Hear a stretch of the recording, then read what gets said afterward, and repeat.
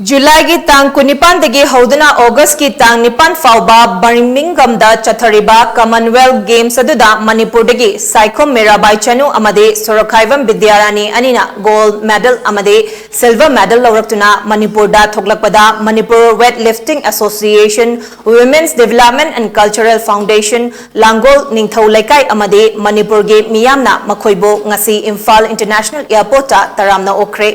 निंगसिंग बयाई साइखोम मीराबाई चनुना हंदक कॉमनवेल्थ गेम्स के women's 49 kg weightlifting category दा वेट पुन्ना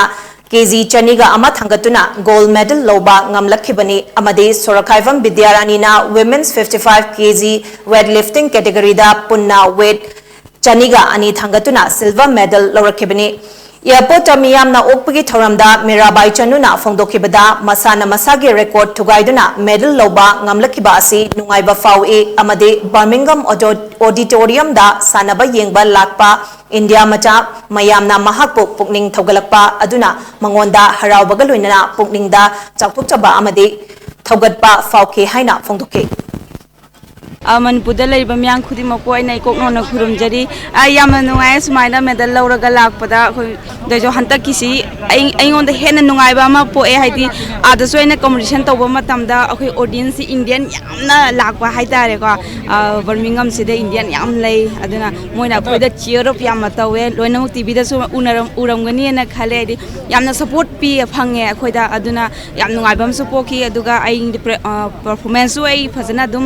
तौे खले हाँ 2018 इसा की रेकॉर्ड अदु तौजगी हंतक की इसा की रेकॉर्ड थुगारगा रेकॉर्ड हाँ 48 केजी होने 49 केजी से इसा की रेकॉर्ड अदुम तौरे नुंगाई सूमाय ओपीरंबसे अखोइगिदी हेन नुंगाइबा नुमितने हाइजनिंग